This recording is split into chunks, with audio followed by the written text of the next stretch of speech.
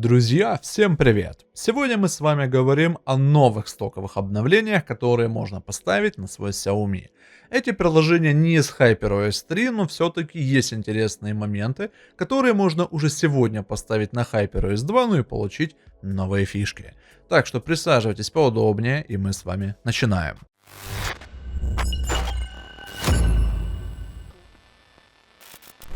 За последнее время компания Xiaomi в целом очень так активно обновляет свои стоковые приложения. У нас сегодня подопытным выступает Poco F7, но и также на его месте может быть абсолютно любое другое актуальное устройство Xiaomi или же Redmi.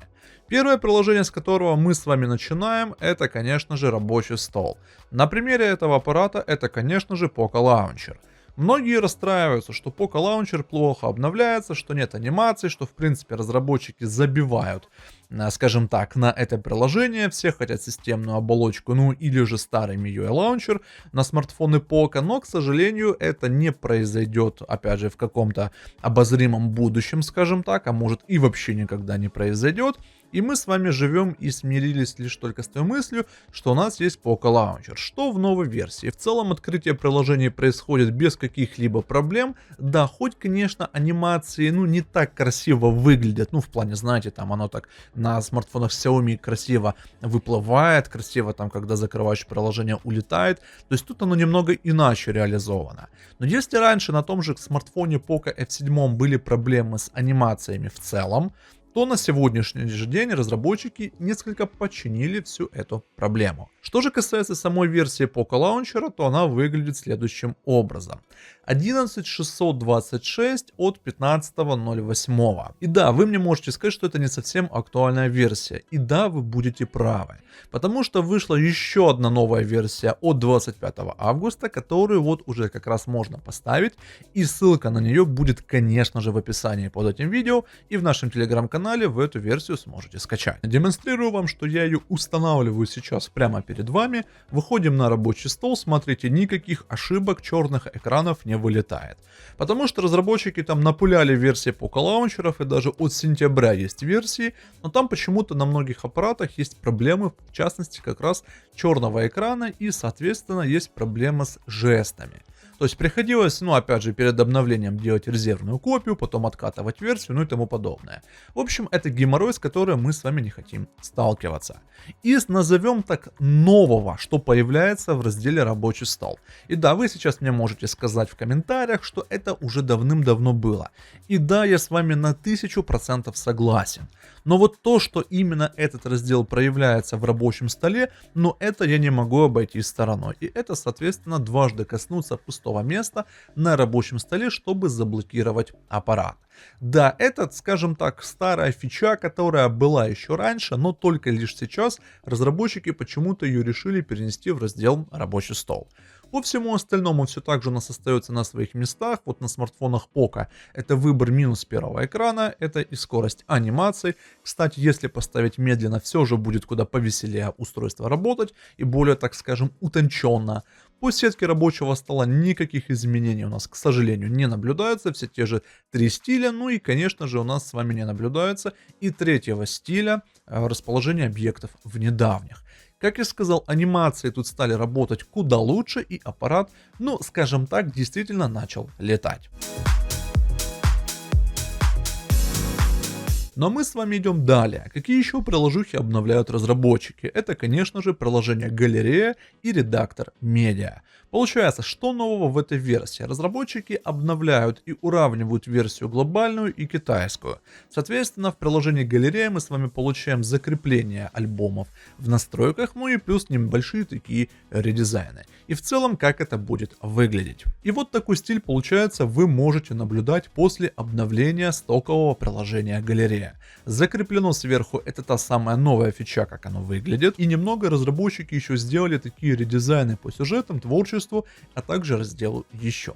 В целом и общем более куда приятно стало выглядеть, и эстеты могут радоваться. Но понятное дело, что на приложении галерея все не заканчивается, и мы с вами идем в обновленный редактор медиа. И он теперь выглядит следующим образом. То есть все то, что было в китайской прошивке, ну уже какое-то энное время, лишь только сейчас это все дело появляется и на глобалке. Сейчас вы можете наблюдать, что разработчики в целом перерисовали все разделы, которые только могли бы быть тут. Плюс у нас есть раздел Ultra HD, который улучшает фотки, плюс AI улучшения есть, ну и тому подобное.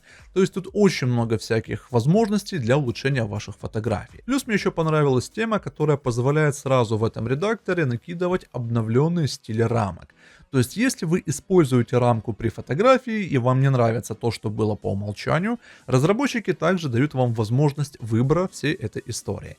Плюс, конечно же, никуда у нас тут не пропадают надписи, не пропадают там всякие создания там всех возможных там AI штук, это расширение, ластик неба, ну и тому подобное.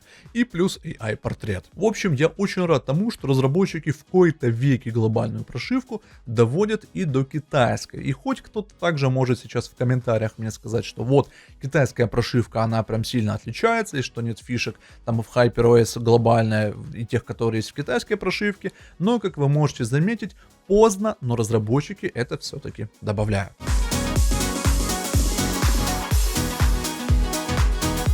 Ну а мы с вами следуем далее. Что еще интересного можно найти в стоковых обновлениях? И вот, допустим, если вы обновляете приложение темы, у вас добавляется такой раздел под названием виджеты. Да, опять же, в комментариях вы мне сейчас можете начать строчить, писать, что это уже все было, что я об этом рассказываю поздно, ну и тому подобное. Опять же, почему я делаю на этом акцент? Потому что у меня лишь только сейчас этот раздел проявился. У кого-то он может проявиться раньше, у кого-то позже, у кого-то там вообще может не проявиться, но факт остается фактом. Если вы обновляетесь до самой актуальной версии приложения темы, вы получаете еще один раздел под названием виджеты. Тут в целом стало куда более удобнее выбирать то, что вы хотите перенести на рабочий стол, плюс вот этот обновленный виджет дашборд, который относительно недавно, так скажем, обновили. Что тут у нас обновили? Получается, ах да, мы отсюда не можем его редактировать.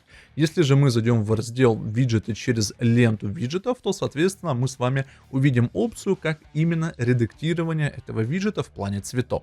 И да, кстати, еще одно стоковое приложение, которое обновляется, это лента виджетов. У тех, у кого она стоит по умолчанию, и у тех, у кого она в принципе доступна, это очень хорошая история, доступна тем, что она у нас немножечко получает там всякие фиксы и тому подобное, плюс новые виджеты там добавляются, ну и в принципе сама лента виджетов становится куда стабильнее, чем это было до этого. Еще также разработчики обновляют и приложение безопасность, но на нашем примере, хоть это там версия 11.1.0, ну и тому подобное, к сожалению, каких-то новых и кардинальных фишек в этом приложении я лично не замечаю, ну, наверное, вот с момента обновления до HyperOS 2. Потому как, видимо, разработчики либо что-то новое готовят нам на HyperOS 3, хотя, опять же, если сравнивать на примере китайской прошивки HyperOS 3, в безопасности ничего нового нет. Возможно, разработчики вот готовят нам какой-то такой редизайн безопасности под обновление в плане человек, машина, там искусственный интеллект. Ведь есть такой как бы девиз у компании на глобальном рынке, но посмотрим, что там как бы в этом плане будет. Но так по безопасности все остается по-старому, параметры зарядки, защита батареи, ну и тому подобное, все это присутствует, этим нужно пользоваться для того, чтобы понимать, в каком состоянии находится ваше устройство. Как я уже сказал, все сегодняшние приложения, которые были показаны, будут вас ожидать в описании под этим видео, ну или же те, кто подписан на наш телеграм-канал, также можете там все это добро найти. Плюс также напоминаю, что необходимо подписаться на наш телеграм-канал, потому что там первоначально вся информация по Xiaomi и HyperOS появляется, ну а потом, соответственно, уже в YouTube. Ну а если о чем-то забыл упомянуть или остались какие-то вопросы, смело пишите об этом в комментарии, там мы с вами и пообщаемся. Ну а на этом у меня на сегодня все. Спасибо за внимание и до новых встреч.